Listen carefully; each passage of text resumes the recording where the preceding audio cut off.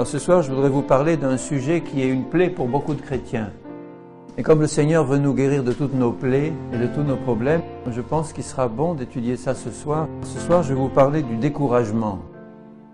Ça arrive à tout le monde d'être découragé. C'est peut-être pas normal par rapport à la norme du Seigneur, mais c'est humain, naturel par rapport à la nature humaine.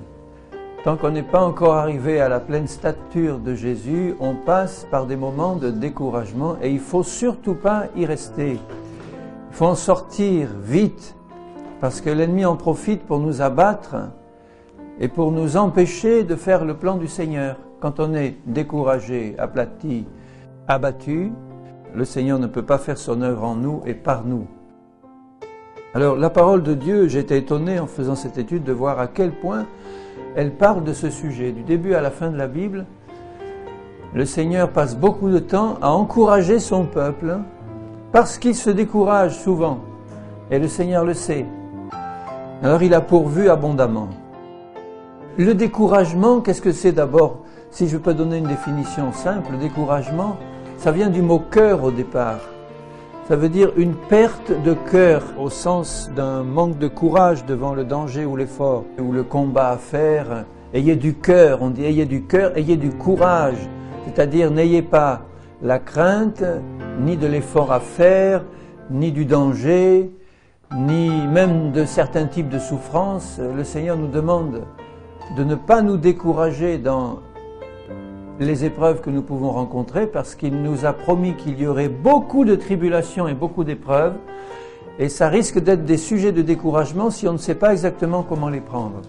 Alors la première chose, c'est que le découragement, c'est une perte de courage. On avait du courage, on avait de la vaillance, on avançait la tête haute et tout à coup il se passe quelque chose qui nous fait perdre ce courage et l'on est découragé.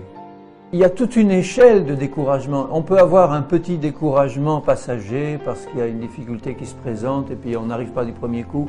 Et puis ça peut aller jusqu'à un découragement profond, ça peut aller jusqu'à la dépression si ça va trop loin, ça peut aller jusqu'à toutes les...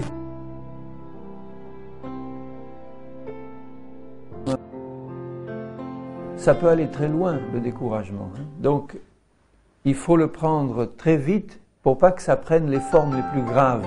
Plus on reste dans le découragement et plus il s'aggrave, il ne part pas tout seul si nous ne faisons pas ce que nous avons à faire. Il ne faut pas tomber dans la dépression. Une fois qu'on est dans la dépression, on est dans un trou noir et on est vraiment en danger spirituel. Heureusement que le Seigneur est avec nous dans ce cas-là. Alors tout d'abord, je voudrais, pour nous chrétiens, faire bien la différence entre deux sortes de découragement. C'est très important de bien connaître les deux. Il y a un premier découragement qui est un découragement charnel et un deuxième découragement qui est un découragement spirituel, enfin disons plus spirituel. Le fait de se décourager dépend aussi des circonstances qu'on traverse et dépend de notre état spirituel. Mais il y a un découragement qui est vraiment un découragement charnel. C'est la chair qui se décourage. Tandis que le découragement que j'appelle spirituel, c'est l'esprit qui se décourage. C'est-à-dire que dans le premier cas, on a affaire à des chrétiens qui marchent par la chair et qui sont poussés par la chair à se décourager par réaction charnelle. Et dans le deuxième cas, vous avez des chrétiens qui marchent par l'esprit, qui sont en plein dans le plan du Seigneur et qui, à cause de certaines choses qui leur arrivent, voient leur puissance spirituelle diminuer. Et à ce moment-là, ils tombent dans une autre forme de découragement que la première. Vous voyez la différence? On va voir des exemples dans la parole, puisque la parole en parle. En ce qui concerne donc les découragements charnels, il faut savoir que la parole de Dieu décourage les hommes charnels. Si nous marchons dans la chair, si nous ne marchons pas par l'esprit, si nous ne marchons pas par la foi, si nous sommes des chrétiens tièdes, si nous ne sommes pas des chrétiens consacrés, si nous sommes des chrétiens qui, avec un pied dans le monde et un pied dans le Seigneur ou dans l'Église, quand la parole de Dieu nous est adressée d'une manière claire, nette et pure, elle décourage ceux qui marchent dans la chair. Ils se disent « Oh, le Seigneur, il place la barre trop haut, on n'y arrivera jamais, et puis il demande ci et ça, et puis moi je me vois dans quel état là, mais c'est beaucoup trop haut, non pas parce que le Seigneur place la barre très haut, mais parce que moi je place la mienne trop bas. Je marche dans la chair, je n'ai pas fait de consécration vraiment totale au Seigneur, donc je ne peux pas recevoir toute son aide spirituelle pour me permettre d'accomplir toute sa volonté. Par exemple, regardez dans Josué 14, et je lirai à partir du verset 7. Josué 14, 7. C'est Caleb qui parle et qui dit ceci. « J'étais âgé de 40 ans lorsque Moïse, serviteur de l'Éternel, m'envoya de Kadès-Barnéa pour explorer le pays. » Ils allaient rentrer dans un beau pays, mais il était plein de géants et d'ennemis. Alors, ils vont explorer. Je lui fis un rapport avec droiture de cœur. Josué et Caleb étaient les deux seuls qui ont fait un bon rapport pour encourager les frères. Mes frères qui étaient montés avec moi, c'est-à-dire les 10 autres, mes frères qui étaient montés avec moi, découragèrent le peuple, mais moi, je suivis pleinement la voie de l'Éternel mon Dieu. Alors vous avez deux exemples. Josué et Caleb marchaient par l'esprit, ils étaient dans la foi. Ils ont vu le pays comme les 10 autres, ils ont vu les villes fortifiées, les géants, etc. Mais parce qu'ils marchaient par l'esprit, ils ne se sont absolument pas découragés de voir les difficultés, ils savaient sur qui ils s'appuyaient. Tandis que les 10 qui marchaient par la chair, qui étaient incrédules et qui avaient peur, ils ont vu ces mêmes difficultés et au lieu d'avoir la même réaction que les deux premiers, ils se sont découragés parce qu'ils ont perdu de vue le Seigneur et sa parole. Et ils ont fait un rapport qui a découragé les autres. Tout le peuple a été découragé, ça veut dire que le peuple n'était pas dans un état spirituel extrêmement élevé. Ils ont préféré écouter les 10 qui faisaient un mauvais rapport incrédule plutôt que les 2 qui leur disaient « Mais ce n'est rien, le Seigneur est avec nous, nous allons vaincre parce que Dieu est avec nous. » Ce ne sont pas ce que nos yeux voient qui compte, ou nos sens, ou nos difficultés. Ce qui compte, c'est l'état de notre cœur et c'est la présence de Dieu avec nous. Donc quand nous sommes dans la difficulté, si nous marchons par l'Esprit et si nous sommes remplis de la présence du Seigneur et de sa parole, ce ne sont pas les obstacles qui vont nous empêcher de nous lever pour dire, eh bien, franchissons l'obstacle parce que Dieu est avec nous. Donc vous voyez là les deux exemples. Il y a le premier, Josué et Caleb, qui marchaient par l'Esprit, et eux, ils ne se sont pas découragés. À un autre moment, Josué va se décourager, on verra un peu plus loin. Mais en tout cas, là, ils ont fait un plein rapport s'appuyant sur l'Éternel, ils n'ont pas été découragés. Les autres, qui n'avaient pas confiance en Dieu, qui se sont arrêtés aux choses qu'ils ont vues, et qui ne marchaient pas par l'Esprit du Seigneur, ils se sont découragés. Ils n'ont pas pu aller plus loin, ils n'ont pas écouté la parole du Seigneur qui leur était annoncée. Là, ils ont refusé de combattre, puisque Dieu leur demandait de combattre, d'entrer dans le pays et de chasser ces géants, en s'appuyant sur lui. Ils ont refusé de combattre parce qu'ils étaient découragés. Un autre exemple dans Jérémie 38, c'est lorsque Jérusalem est assiégée, la parole de Dieu était donnée par le prophète Jérémie pour dire à ceux qui étaient assiégés, rendez-vous aux Assyriens et vous ne serez pas détruits. Donc là, la parole de Dieu, c'était le contraire que la fois précédente. Avec Josué, Dieu avait dit « attaquez-les », alors que là, la parole de Dieu leur dit par Jérémie « ne les attaquez pas, rendez-vous », parce que les Assyriens entouraient Jérusalem pour l'attaquer. Donc, dans Jérémie 38, et au verset 2, Jérémie parle au nom de l'Éternel. Ainsi parle l'Éternel, celui qui restera dans cette ville mourra par l'épée, la famine ou la peste, mais celui qui sortira pour se rendre aux Chaldéens aura la vie sauve, sa vie sera son butin et il vivra. Et au verset 4, et les chefs dirent au roi, que cet homme soit mis à mort, car il décourage les hommes de guerre qui restent dans cette ville et tout le peuple en leur tenant de pareils discours. Cet homme ne cherche pas le bien de ce peuple, il ne veut que son malheur. Là, c'était l'inverse. Les hommes de guerre, ils avaient du courage pour se défendre contre les Assyriens, mais ce n'était pas la volonté de Dieu. Parce qu'ils vivaient dans le péché, ils n'étaient pas dans l'esprit du Seigneur, ils avaient un courage charnel. Les ennemis arrivaient pour détruire la ville, le prophète le savait, et Dieu, par la bouche du prophète, dit « Laissez tomber votre courage humain qui ne vous sert à rien, rendez-vous, sinon ils seront plus forts que vous, ils vont tout détruire. » Et eux, comme ils étaient dans la chair, ils disaient « Mais cet homme est en train de décourager le peuple, allons, eh bien, on va les attaquer, on sera plus fort qu'eux, il faut le mettre à mort. » Alors que c'était Dieu qui disait « Stop ».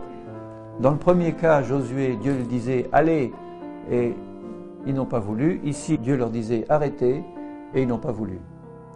Mais dans les deux cas, ils ont eu une réaction charnelle. Et dans les deux cas, c'est la parole de Dieu vraie qui était annoncée par la bouche de Josué pour les encourager à attaquer. Ils n'ont pas voulu. Ils se sont découragés à cause des difficultés. Alors que là, ils se découragent à cause de la parole de Dieu qui leur est annoncée pour leur dire stop. Mais ce qu'il faut bien comprendre, c'est que dans les deux cas, le peuple n'était pas en communion avec Dieu. La première fois, ils ont eu peur des ennemis, c'était la chair qui leur donnait cette peur parce qu'ils n'étaient pas en communion avec Dieu. La deuxième fois, c'était la chair qui leur donnait un faux courage, c'était pas un vrai courage spirituel. Parce que vous savez, la chair, elle peut être courageuse. Il y a des hommes qui ne connaissent pas Dieu, qui se font tuer pour leur pays, tuer pour leur famille, tuer pour des tas de causes, plein de courage humain. Ce que le Seigneur veut, c'est que nous, chrétiens, nous soyons à l'écoute de sa parole et que nous soyons remplis de son courage à lui pour faire ce qu'il nous demande. Là, ce n'était pas ce que Dieu leur demandait. Laisse tomber ton courage humain ou laisse tomber ta crainte humaine. Ce que Dieu veut, c'est que tu marches par l'Esprit, que tu sois à l'écoute de ce que Dieu dit pour faire sa volonté. Donc, découragement charnel. Autre exemple de découragement charnel, c'est la peur du combat. C'était le cas dans Josué, mais là, il ne marchait pas par l'Esprit. Mais on peut marcher par l'Esprit et avoir aussi peur de combattre parce que la difficulté est quand même grande. On n'est pas forcément dans le péché. On est devant une grande difficulté. On a besoin d'un renouveau de foi, d'un renouveau de la présence du Seigneur pour nous encourager. Mais si on a peur du combat, on entre dans le découragement. On est dans un combat devant nous. Qui n'a pas de combat? Vous en avez en ce moment des combats? Si vous avez peur du combat à mener, eh bien, vous êtes déjà dans le découragement. Je prends un verset dans 1 Samuel, au chapitre 17, et au verset 32. 1 Samuel 17, 31, 32. C'est le combat contre les Philistins lorsque Goliath venait lancer un défi à l'armée de l'Éternel. Personne n'ose le combattre et David, le jeune berger, arrive et lui, jeune berger, sans force, c'était pas un guerrier, enfin il avait la force de l'Éternel avec lui, mais il n'arrivait même pas à mettre l'armure de Saül sur lui. Au verset 32, David dit à Saül que personne ne se décourage à la vue de ce Philistin. Ton serviteur ira se battre avec lui. Saül dit à David, tu ne peux pas aller te battre avec ce Philistin car tu es un enfant et c'est un homme de guerre dès sa jeunesse. Et un peu plus loin, David lui répond au verset 37, l'Éternel qui m'a délivré de la griffe du lion et de la patte de l'ours me délivrera aussi de la main de ce Philistin. Et Saül dit à David, va et que l'Éternel soit avec toi. Mais enfin, lui, il n'y est pas allé, lui. C'est plus facile de dire à mon frère ou à ma sœur, bon, va, que Dieu te bénisse. Bon. David avait la foi. Le Philistin était une stature énorme et se représentait un danger terrible.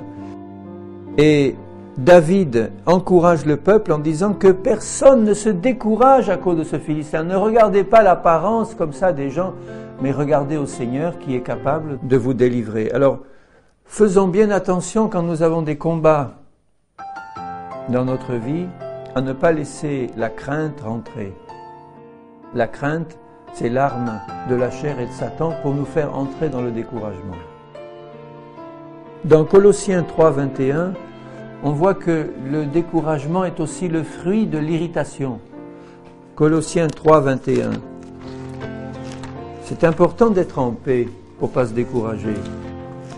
Si on a l'âme troublée ou l'âme irritée par tout ce qui nous arrive, eh bien on laisse la porte ouverte au découragement. Et l'irritation, elle vient vite. Ici, c'est l'exhortation que Paul adresse au Père en disant, Colossiens 3, 21, « Père, n'irritez pas vos enfants de peur qu'ils ne se découragent. » Bon, il s'agit des enfants, mais ça peut aussi s'appliquer à des adultes. Si nous sommes soumis à trop d'irritation, eh bien, nous avons le risque de nous laisser aller au découragement. Ça vous est arrivé à tous, hein? Des irritations accumulées, une mauvaise nouvelle, quelque chose qui nous agace, qui nous irrite. On sent l'irritation monter. Et à ce moment-là, c'est la porte ouverte aussi au découragement. Le fait de s'irriter, de se fâcher. Là, les pères irritaient les enfants et à force de les irriter, eh bien les enfants se décourageaient. Ils se décourageaient. Ils avaient quelque chose qui les empêchait d'avoir la réaction de courage. Le Père aurait dû les encourager comme notre Père Céleste le fait. Mais là, le Père les irritait de diverses manières. Il peut les irriter par des critiques trop fréquentes, il peut les irriter par des reproches, il peut les irriter par des tâches trop difficiles à atteindre et qu'ils n'y arrivent pas. Ça arrive dans les rapports entre couples aussi. Ça arrive dans les rapports entre pasteur et église. Si le pasteur se comporte de manière à faire toujours des reproches à son église, à lui donner des objectifs trop difficiles, à toujours taper dessus, l'irritation va grandir et puis le découragement aussi. Ce n'est pas la méthode spirituelle du Seigneur. Dans le livre des Juges, au chapitre 2 et au versets 14 et 15, la colère de l'Éternel s'enflamma contre Israël. Il les livra entre les mains de pillards qui les pillèrent, il les vendit entre les mains de leurs ennemis d'alentour, et ils ne purent plus résister à leurs ennemis. Partout où ils allaient, la main de l'Éternel était contre eux pour leur faire du mal, comme l'Éternel leur avait dit, comme l'Éternel le leur avait juré. Ils furent ainsi dans une grande détresse. Bon, c'était un profond découragement. En fait, ils avaient atteint les limites du découragement. Pourquoi ? Parce qu'ils vivaient dans le péché. Là, ce n'était pas un ordre du Seigneur qui leur disait « attaque » ou qui leur disait « cesse ». C'était simplement le fait qu'eux vivaient dans le péché et qu'ils ne s'étaient pas repentis, qu'ils n'avaient pas écouté les exhortations du Seigneur. Et à cause de ça, Dieu leur envoyait des épreuves, des ennemis, des attaques de leurs ennemis qui les ont plongés dans le découragement et la détresse parce qu'il n'y avait pas moyen d'en sortir parce que c'était Dieu qui le voulait. C'est Dieu qui les plongeait dans les épreuves et dans les difficultés pour les faire revenir de leur mauvaise voie pour qu'ils retournent à l'Éternel. Mais au départ, c'est parce que eux étaient dans la chair. Ils étaient dans le péché, ils ne marchaient pas avec Dieu, donc Dieu avait dû les avertir suffisamment. Ils n'ont pas écouté la parole du Seigneur et Dieu a envoyé des épreuves comme des jugements, des ennemis pour les poursuivre, etc., jusqu'à ce qu'ils soient complètement dans la détresse et dans le découragement. Mais vous avez remarqué combien de fois dans le livre des Juges et dans la parole de Dieu, c'est quand ils atteignaient le fond de leur découragement qu'ils finissaient par se tourner vers Dieu en disant « Bon, Seigneur, on a compris, c'est à cause de nous finalement, pardonne nos péchés. » Ils se repentaient, ils étaient rétablis dans la communion, Dieu leur envoyait du secours, un juge, et pendant un temps, ils étaient vainqueurs, où ça allait bien, jusqu'au moment où ils recommençaient à pécher et à s'écarter de Dieu, à ne pas écouter, et à ce moment-là, les épreuves revenaient, et le découragement et la détresse, jusqu'à ce qu'ils crient à nouveau à Dieu, qui les secourait encore une fois. Mais toutes ces formes de découragement dont je viens de parler, ce sont des formes de découragement qui sont causées par une marche charnelle ou une marche dans le péché. Donc c'est soit l'incapacité de faire face au commandement du Seigneur ou aux ordres du Seigneur, parce qu'on a peur à ce moment-là de l'obstacle, on a peur de l'ennemi, ou c'est Dieu lui-même qui envoie toutes sortes d'épreuves pour nous ramener à lui parce qu'on a péché et qu'il veut nous rétablir dans sa communion. Mais dans tous les cas, il y a une marche loin de Dieu. Il y a un découragement qui est causé par une marche dans la chair, quelque chose qui n'est pas ce que le Seigneur aurait voulu au départ. Donc là, si on prend les choses à ce moment-là du bon côté, eh bien, ce découragement finalement est permis ou causé par le Seigneur pour nous ramener à lui, à condition qu'on sorte de cet état charnel et qu'on se repente de la marche charnelle que nous avons à ce moment-là. Si les Hébreux s'étaient repentis de leur désobéissance et de leur incrédulité, ils seraient rentrés dans le pays. Ils auraient demandé pardon au Seigneur pour leur incrédulité, ils se seraient repentis. Si Saül, devant le géant Goliath, s'était repenti de son incrédulité, il aurait attaqué, il n'aurait pas eu peur. Si eux s'étaient repentis, ils se seraient retrouvés dans une position favorable devant Dieu et le courage serait revenu. Donc il faut faire attention quand le découragement vient. Il faut que nous demandions au Seigneur qu'il nous montre si ce découragement vient parce qu'on s'est coupé de la source de courage qui est le Seigneur, à cause de notre attitude incrédule ou charnelle, ou si c'est une autre cause. On va voir maintenant les découragements qui se produisent lorsque nous marchons par l'Esprit. Nous pouvons aussi être découragés. On marche par l'Esprit et puis on se trouve devant un obstacle qui nous paraît trop difficile et on est découragé. Josué 7, Josué qui pourtant était plein de courage quand il a fallu rentrer dans le pays, là se trouve devant un obstacle dans Josué 7 et au verset 5. Lorsqu'ils ont pris Jéricho, ils ont attaqué la petite ville d'Aï, plein de courage, ils ont été battus et ils se sont retrouvés battus et à ce moment-là, ils se découragent complètement. Les gens d'Aï leur tuèrent environ 36 hommes, je suis au verset 5. Ils les poursuivirent depuis la porte jusqu'à Shebarim et les battirent à la descente. Le peuple fut consterné et perdit courage. Josué déchira ses vêtements, se prosterna jusqu'au soir, le visage contre terre, devant l'âge de l'Éternel. Lui et les anciens d'Israël, ils se couvrirent la tête de poussière. Ah Seigneur, pourquoi tu fais passer? Voilà, c'est la déprime complète. Mais là, vous voyez que tout le peuple était en communion avec Dieu, sauf un, Achan, qui avait péché. Et à cause du péché d'un seul, la défaite est venue sur tout le peuple. Et à ce moment-là, tout le monde se décourage. Et pourtant, tout le monde marchait avec Dieu, sauf un. Là, ils étaient tous pleins d'ardeur. Ils ont vu la défaite, ils n'ont pas compris. Ils ont dit, mais Seigneur, nous sommes en communion avec toi. On a répondu à ton ordre, on a attaqué, on est bien. Et puis, on se fait battre. Qu'est-ce qui se passe? Découragement complet. Et c'est en recherchant le Seigneur dans la prière que Dieu leur montre qu'il y avait un interdit au milieu d'eux et que l'un d'entre eux, un seul, avait commis un vol, une désobéissance. À cause de ça, tout le peuple avait été dans la défaite. Donc vous voyez, c'est pas tout à fait la même situation que les cas précédents. Il peut arriver que nous soyons pleins de courage dans les combats que nous avons à mener, et puis la défaite se produit. Là, je parle par exemple d'une église qui est en train de prier, et puis la défaite se produit et on n'arrive pas à comprendre pourquoi. Il y a un interdit au milieu. Et parce qu'il y a un interdit au milieu, c'est l'ensemble du troupeau qui est dans la défaite et qui a besoin de chercher Dieu. C'est pourquoi l'apôtre Paul secoue tellement les Corinthiens pour leur dire « mais marchez droit ». Et puis si au milieu de vous, il y en a un qui ouvertement marche dans le péché, reprenez-le comme il faut, mais s'il ne veut pas se repentir, ôtez le méchant du milieu de vous. Faites attention. Il ne s'agit pas d'avoir une attitude trop rigide et puis dès qu'il y en a un qui fait une peccadille, allez, on le met à la porte, c'est pas ça. Mais il s'agit de ne pas permettre que dans nos propres vies et dans la vie de l'Église, il y ait des péchés qui restent, qui sont connus et qu'on supporte fort bien et qu'on ne veut pas régler devant Dieu par la repentance ou par l'élimination du groupe de l'Église de celui qui vit ouvertement dans le péché. s'il y a l'adultère au milieu de nous, s'il y a le vol au milieu de nous, s'il y a le mensonge caractérisé au milieu de nous, s'il y a toute forme de péché qui ne sont pas réglés, il faut être vigilant, il faut que les conducteurs, les premiers, vérifient leur vie et vérifient la marche de l'Église et qu'ils règlent ça devant le Seigneur.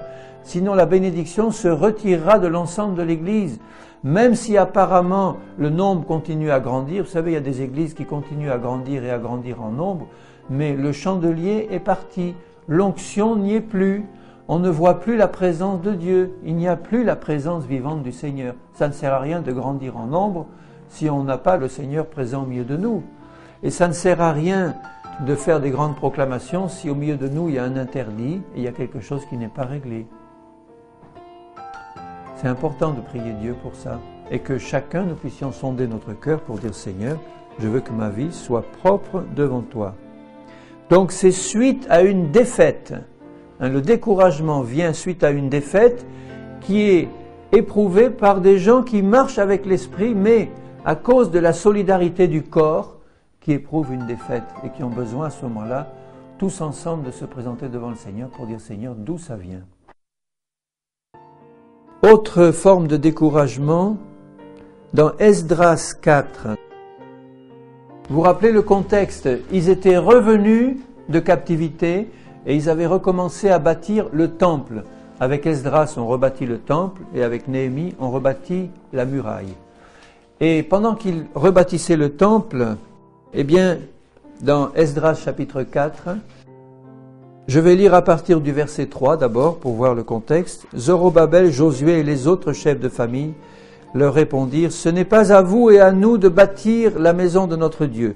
Nous la bâtirons nous seuls à l'Éternel, le Dieu d'Israël, comme nous l'a ordonné le roi Cyrus, roi de Perse. » C'était des faux chrétiens, si je peux dire, enfin des faux juifs, qui se disaient juifs mais qui ne l'étaient pas, qui ont vu que le temple était en train d'être rebâti, puis qui disaient aux vrais juifs spirituels qui étaient là, « Mettons-nous ensemble pour bâtir la maison de Dieu. » Et les autres ont senti venir le danger, ils ont dit « Non, on ne veut pas de vous, on la bâtira seul. » Mais les autres ont continué à les décourager de l'extérieur. Et ce qui s'est passé au verset 4, « Alors les gens du pays découragèrent le peuple de Juda, ils l'intimidèrent pour l'empêcher de bâtir, ils gagnèrent à prix d'argent des conseillers pour faire échouer son entreprise, il en fut ainsi pendant toute la vie de Cyrus. » Alors vous voyez, il faut faire attention, quand nous bâtissons, même si nous n'avons pas admis au milieu de nous ceux qui ne marchent pas avec Dieu, on va être soumis à des pressions extérieures terribles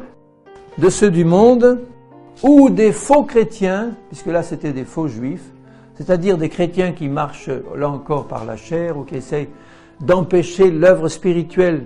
Rebâtir le temple, c'était une œuvre spirituelle. Nous, quand nous essayons de bâtir le temple de l'Éternel par l'enseignement d'une parole pure, si vous essayez de pratiquer la parole telle que Dieu le demande, eh bien vous aurez toutes sortes de manœuvres d'intimidation autour de vous par les chrétiens qui ne veulent pas marcher dans la même consécration et qui vont essayer de vous décourager. Ils vont même payer à prix d'or ou à prix d'argent des gens pour vous faire arrêter. Et ça arrive chez des chrétiens, hein. Si tu fais ça, je te déshérite, ou bien toutes sortes d'intimidations par l'argent ou par toutes sortes de moyens pour nous empêcher de bâtir le temple de Dieu. Et malheureusement, ils ont réussi. Ils avaient l'autorisation du roi de rebâtir, ils avaient les matériaux, ils avaient tout, ils avaient des gens disponibles.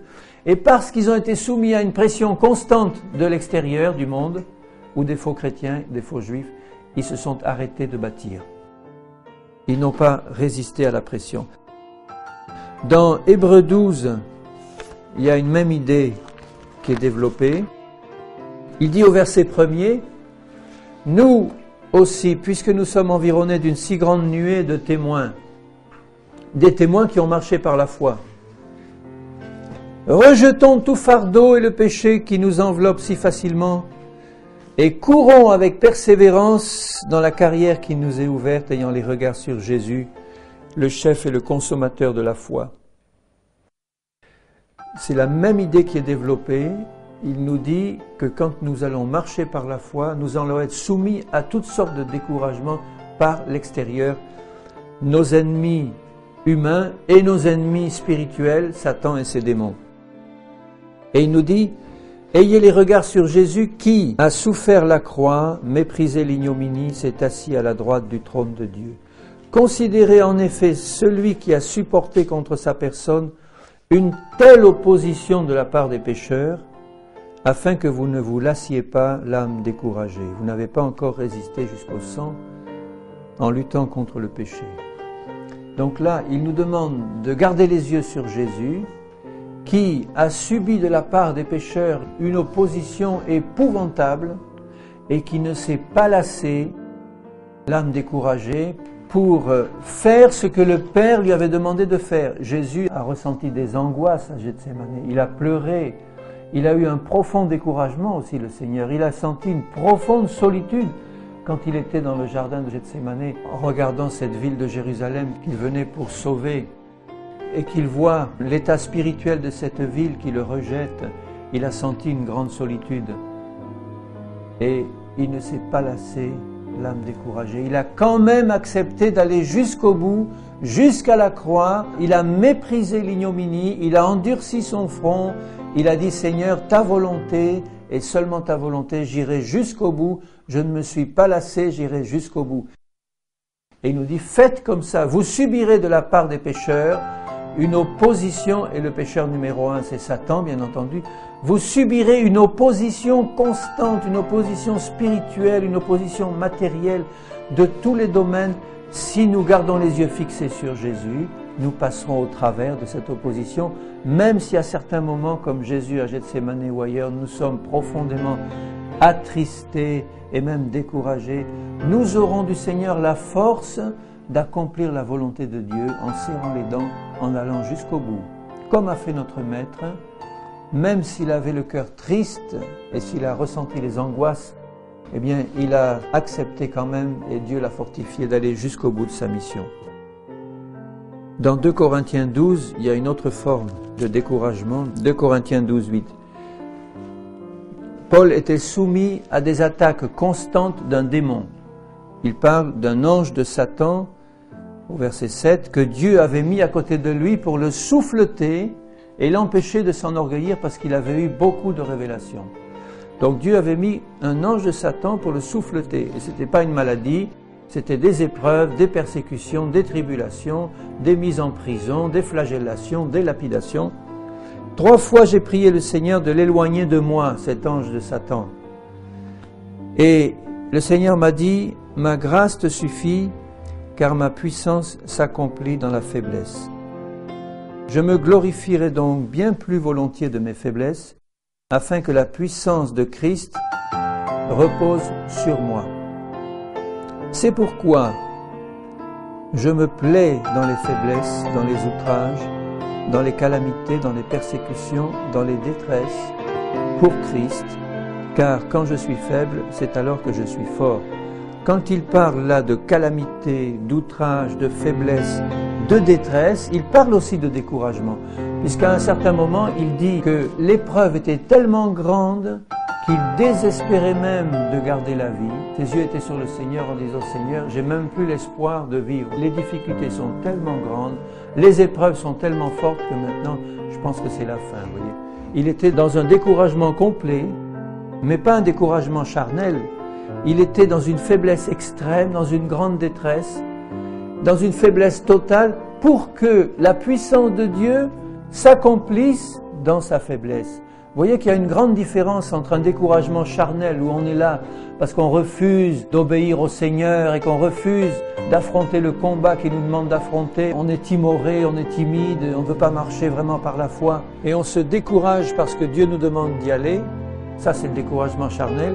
Il y a une grande différence entre ce découragement-là et le découragement de Paul, qui était rempli du Saint-Esprit, qui faisait tout ce que Dieu lui demandait de faire et qui était soumis à une telle opposition de la part des pécheurs, des faux chrétiens, des faux juifs, des juifs, de Satan, de cet ange de Satan qui était là à côté de lui, qu'à certains moments, il était là, il avait les bras complètement qui lui ont tombé. Il disait, Seigneur, maintenant je désespère même de garder la vie, mais je sais une chose, j'irai jusqu'au bout, Seigneur. J'irai jusqu'au bout. Même si je meurs dans le combat, Seigneur, je vais remplir mon ministère. Mais ce n'est pas du tout le même découragement. Et il savait que dans cette faiblesse extrême, la puissance de Dieu pourrait se manifester. Alors que quand nous sommes dans un découragement charnel, ce n'est pas la puissance de Dieu qui se manifeste, c'est celle du malin et c'est le jugement de Dieu sur nous. Parce que nous ne faisons pas ce que nous avons à faire pour marcher droit et pour résister comme Dieu le veut. Alors que là, il faisait tout ce qu'il devait faire, mais malgré ça, l'opposition était tellement forte qu'il était complètement par terre, attendant la mort. Mais la puissance de Dieu se manifestait à ce moment-là dans sa vie. Vous avez vu la différence entre les deux? Donc, quand tu es dans un découragement profond, il faut que tu saches vraiment si c'est parce que tu as marché par la chair et que tu ne veux pas faire ce que Dieu te demande de faire. Alors là, tu es découragé parce que c'est trop pour toi.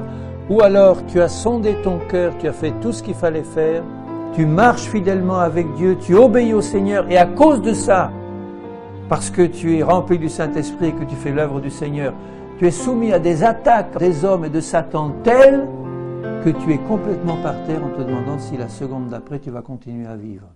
Mais tu sais dans ton cœur que tu n'as rien à te reprocher devant Dieu, tu es simplement soumis à une attaque de Satan qui veut te faire couler.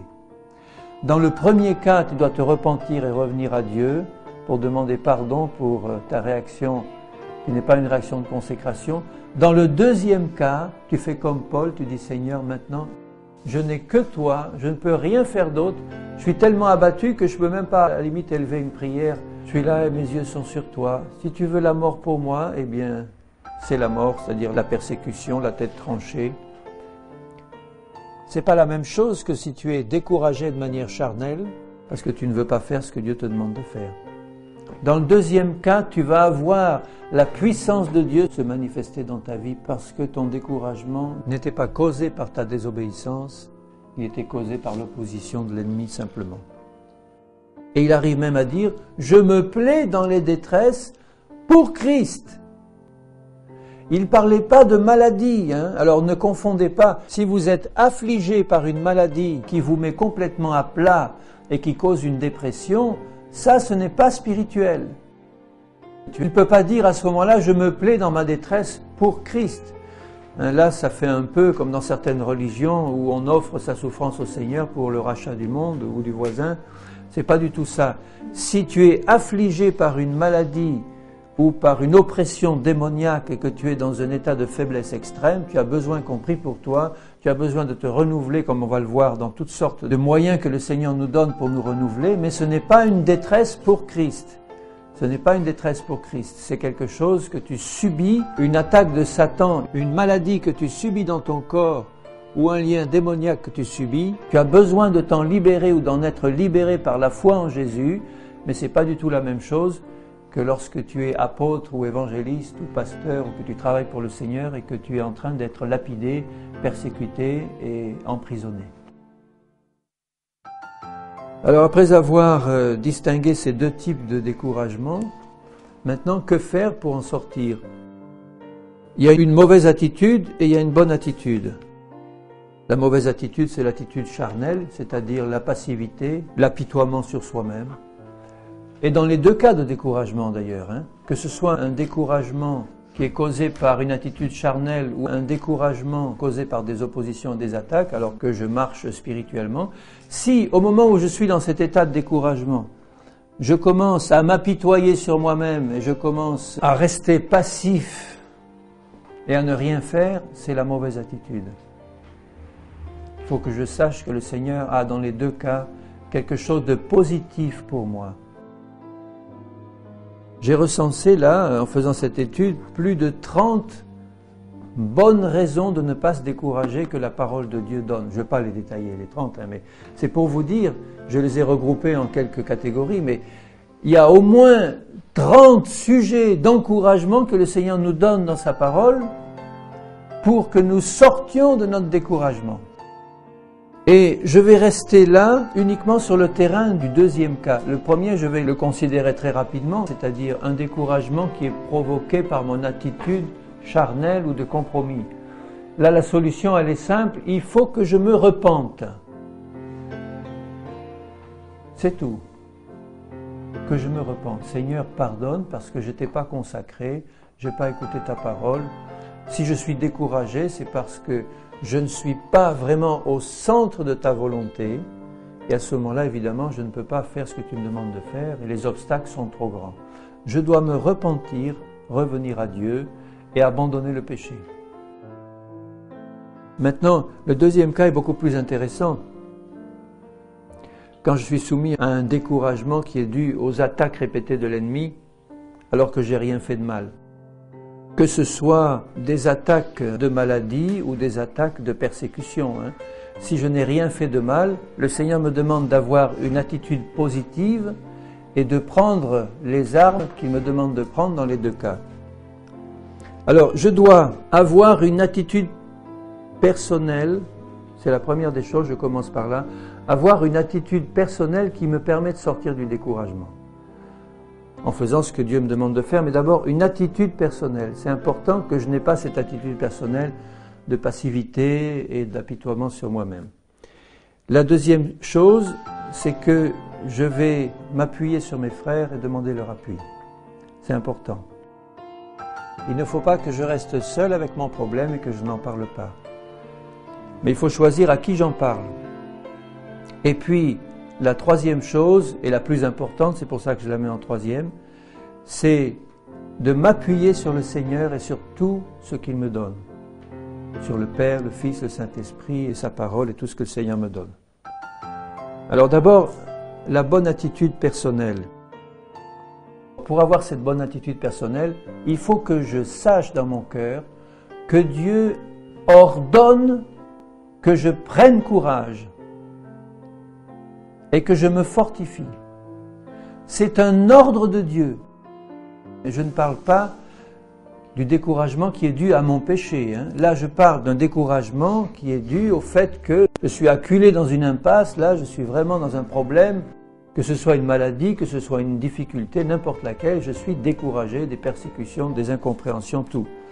Dieu ordonne que je sois fort, Dieu ordonne que je prenne courage et que je me fortifie. C'est un ordre de Dieu. Donc déjà, il faut que je le comprenne, ça. Quel que soit l'état de mon découragement, de ma dépression, je dois savoir que Dieu m'ordonne de prendre courage. Évidemment, puisqu'il m'ordonne de prendre courage, il va me donner ce qu'il faut pour que je puisse obéir à cet ordre. Dans Josué 1,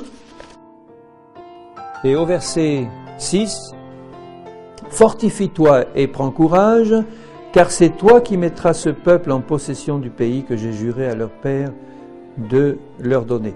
Fortifie-toi seulement et bon courage en agissant fidèlement selon la loi, etc. » Et au verset 9, « Ne t'ai-je pas donné cet ordre ? Fortifie-toi et prends courage. Ne t'effraie pas et ne t'épouvante pas, car l'Éternel ton Dieu est avec toi dans tout ce que tu entreprendras. » Bon, ça va de soi que Josué ne vivait pas dans le péché. Mais il se trouvait confronté à un obstacle qui était humainement infranchissable, la conquête de ce pays avec tous ces géants. Et l'ordre de Dieu, c'est de lui dire « Fortifie-toi et prends courage en t'appuyant sur l'Éternel, ton Dieu, et sur sa parole. » Dieu nous a donné une parole merveilleuse, pleine de promesses, qui sont toutes destinées à nous faire prendre courage en lui. Et c'est un ordre. Je n'ai pas le droit, bien-aimé, de rester dans le découragement, dans la dépression, dans ces choses-là. Je n'ai pas le droit devant Dieu. Peut-être qu'au fond de votre cœur, en entendant parler comme ça, vous vous dites, oui, il parle toujours, mais enfin, si tu étais à ma place, c'est la tentation de penser ça. Si tu étais à ma place, mais Dieu, lui, voit le fond de nos cœurs. Dieu voit très bien l'épreuve dans laquelle vous vous tenez.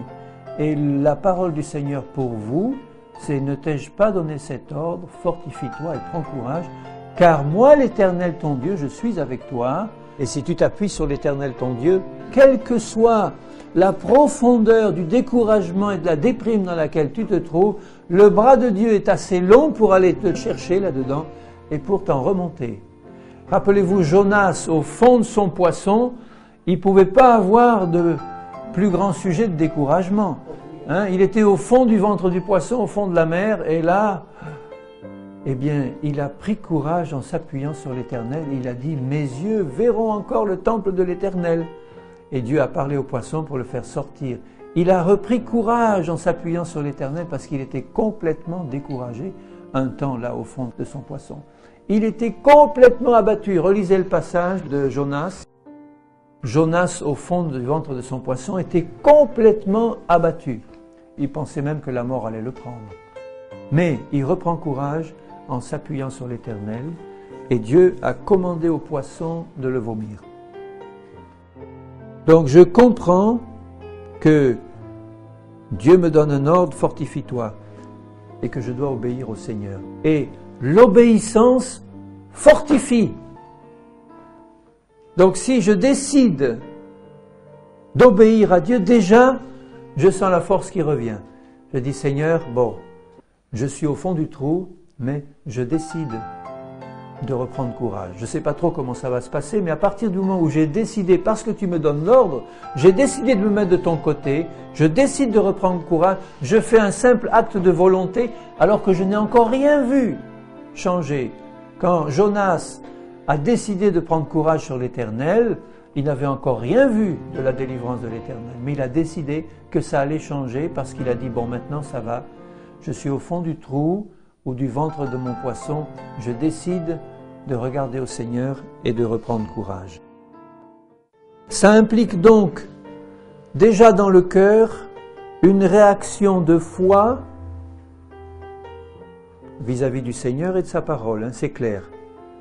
Une réaction de foi. La foi fortifie. Vous avez remarqué comment la foi redonne du courage? Et comment est-ce que je peux avoir la foi? En décidant par un acte de volonté de mettre ma foi dans le Seigneur qui est seul capable de me faire sortir de cette situation inextricable dans laquelle je me trouve. Job aussi avait des raisons d'être découragé et il l'a été. Vous pensez que Job avait des sujets de se décourager? Il a tout perdu. Encore ses richesses et ses possessions et tout ça, mais ses enfants, ce qu'il avait de plus cher, tout perdu. Et la santé. Un ulcère malin de la tête aux pieds, une espèce de cancer de la peau, qui le faisait souffrir en permanence, il se grattait avec un tesson de bouteille. Job avait des raisons de se décourager. Pourtant, il est écrit dans Job au chapitre 9 et au verset 25, « Mes jours sont plus rapides qu'un courrier. Il fuit sans avoir vu le bonheur. Il passe comme les navires de jonc, comme l'aigle qui fond sur la proie. Si je dis, je veux oublier mes souffrances, laisser ma tristesse, reprendre courage, je suis effrayé de toutes mes douleurs. Je sais que tu ne me tiendras pas pour innocent, je serai jugé coupable. Pourquoi, etc. » Et il dit là, lorsque je veux oublier mes souffrances et reprendre courage, je suis effrayé à nouveau de mes douleurs. Bon, ça veut dire que quand le Seigneur nous demande de reprendre courage et qu'on fait cet acte de volonté comme il l'a fait là, ça ne veut pas dire que ça va forcément se régler du premier coup et que je vais pouvoir, parce que j'ai décidé, comme Job le dit, je veux oublier et je veux reprendre courage, que immédiatement son problème va s'arrêter. Mais Job avait au fond de son cœur le désir et la volonté de ne jamais perdre sa foi en Dieu. Ça, c'est important. Il perdait courage, mais il n'a pas perdu sa confiance en Dieu. Il dit même dans un autre passage, « Même si ma chair et mes os se consument, je sais que mes yeux verront Dieu. Je sais que mon Rédempteur est vivant. Mes yeux verront Dieu. » Et parce qu'il n'a pas perdu sa foi en Dieu, il avait perdu sa foi dans la guérison, ça c'est sûr, mais il n'avait pas perdu sa foi en Dieu. Il savait que Dieu ne pouvait pas être accusé de son problème. Dieu est intervenu pour le faire sortir et lui donner non seulement la guérison, mais le double de tout ce qu'il avait avant. Donc ne croyez pas que le fait de décider de reprendre courage va immédiatement forcément régler le problème d'un coup. Mais le fait de décider de reprendre courage, ça va montrer à Dieu que vous n'abandonnez pas la foi en lui, et en n'abandonnant pas la foi en lui, vous allez déclenchez le secours et l'intervention de Dieu. Le problème devient grave le jour où vous abandonnez toute foi en Dieu. S'il n'y a plus de foi en Dieu, à ce moment-là, c'est la porte ouverte parce que le problème arrive jusqu'à sa fin extrême. Jérémie aussi a été éprouvé.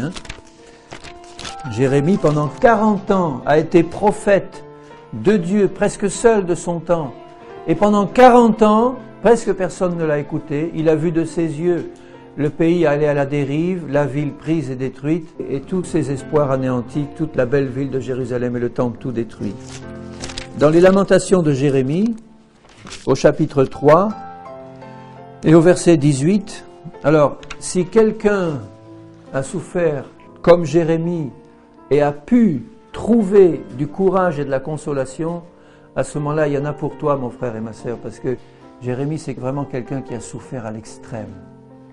Il dit au verset 18 du chapitre 3, « J'ai dit, ma force est perdue. Je n'ai plus d'espérance en l'Éternel. Quand je pense à ma détresse et à ma misère, à l'absinthe et au poison, quand mon âme s'en souvient, elle est abattue au-dedans de moi. » Voilà, tu vois, découragé, complètement.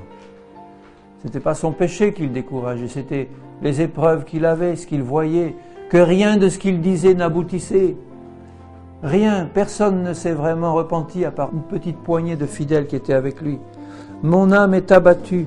Et alors, voyez comment il réagit.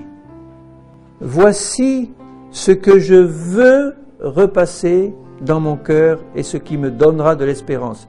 Il vient de dire, j'ai plus d'espérance en l'Éternel. Eh bien, voici ce que je veux faire qui va me redonner de l'espérance. Les bontés de l'Éternel ne sont pas épuisées. Vous voyez, il relève la tête et il regarde le Seigneur et il repense à ses bontés. Et il se les remet dans le cœur. Ses compassions ne sont pas à leur terme. Elles se renouvellent chaque matin.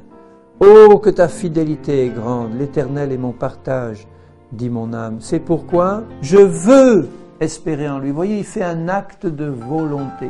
Est-ce que tu le fais quand tu es au fond de ta déprime? Je veux espérer en l'Éternel. Voici ce que je veux repasser dans mon cœur qui me donnera de l'espérance.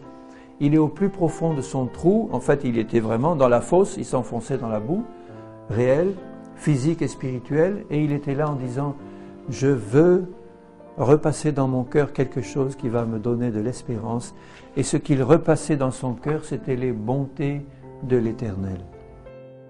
Et toute la suite montre que, au verset 55, j'ai invoqué ton nom, ô Éternel, du fond de la fosse, tu as entendu ma voix. Et au jour où je t'ai invoqué, tu t'es approché, tu as dit, ne crains pas, il a défendu la cause de mon âme et tu as racheté ma vie. C'est ce que Dieu fera pour toi, mon bien-aimé frère, ma bien-aimée sœur, si du fond de ta fosse, tu veux faire un acte de volonté pour tourner ton cœur vers Dieu et dire, voilà ce que je veux repasser dans mon cœur. Dieu est toujours vivant, Dieu est toujours le même, Dieu n'a pas changé et Dieu va m'accorder son secours, je ne sais pas comment, mais il va le faire parce qu'il est fidèle. Ça implique de la fermeté, alors j'insiste bien là-dessus, cet acte de volonté de garder les yeux fixés sur le Seigneur et sa parole implique une attitude de cœur ferme. Et quelle que soit la profondeur de ta détresse, tu es renouvelé dans ta fermeté quand tu regardes à Jésus et à sa parole.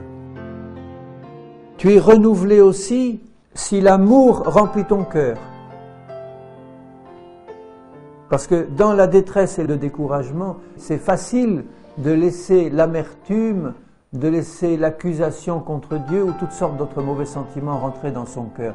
Si l'amour de Dieu remplit et garde ton cœur rempli dans l'amour du Seigneur, pour lui, pour sa parole, et l'amour en général, tu vas retrouver courage. Tu vas retrouver courage. Dans 1 Corinthiens 8, 1,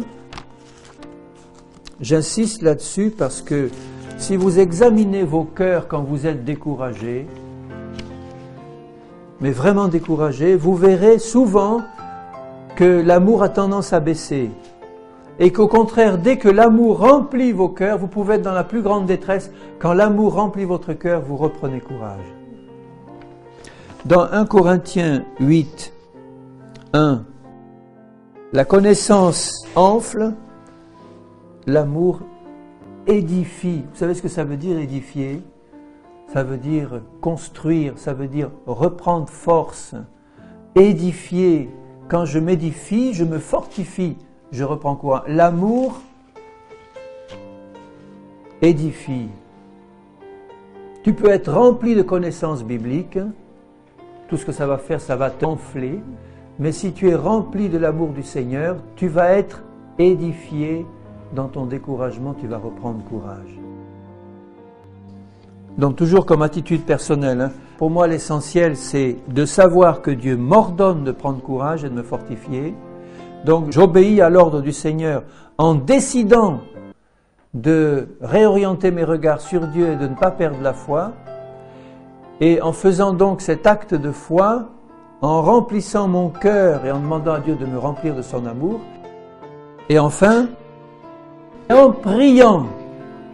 Alors ça, c'est la dernière attitude que je dois garder dans l'épreuve, dans la difficulté, dans le découragement. Eh bien Seigneur, je prie. Quelquefois, tu auras à peine la force de prononcer quelques paroles.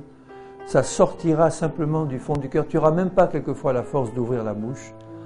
Mais du fond de ton cœur, il y a un mot, 2 mots, 3 mots. Jésus, aide-moi. Voilà, c'est une prière qui sort et qui est puissante devant le Seigneur. Elle est puissante cette prière parce qu'elle sort d'un cœur désespéré. Tu n'as même pas la force d'ouvrir la bouche et dire « Jésus, aide-moi ». Jésus, ou bien simplement Jésus. Eh bien, c'est une prière puissante. Quiconque invoquera le nom de l'Éternel, le nom du Seigneur sera sauvé. Prie, prie. Quand tu es au fond du trou, là, décide de te tourner vers Dieu, mais fais une prière, dis un mot à Jésus et invoque le Seigneur dans ta détresse. Il te répondra. Si vous voulez prendre des références, écrivez-les, je ne vais pas les lire, ça prendrait trop de temps. Le psaume 9, verset 9, le psaume 34, verset 6 et le psaume 37, verset 39. Regardez-les, vous les verrez vous-même. Dans le psaume 107, vous avez les 2 cas dont je vous ai parlé. Ceux qui vivaient dans le péché et qui, à cause de leur péché, ont été dans la détresse et le découragement, et puis ceux qui n'avaient pas fait de péché mais qui étaient dans les épreuves et les difficultés. Et au verset 4, 107, verset 4, « Ils erraient dans le désert, ils marchaient dans la solitude, ils souffraient de faim et de soif, leur âme était languissante. » Il ne parle pas de péché, là. Dans leur détresse, ils crièrent à l'Éternel, qui les délivra de leurs angoisses et qui leur donne.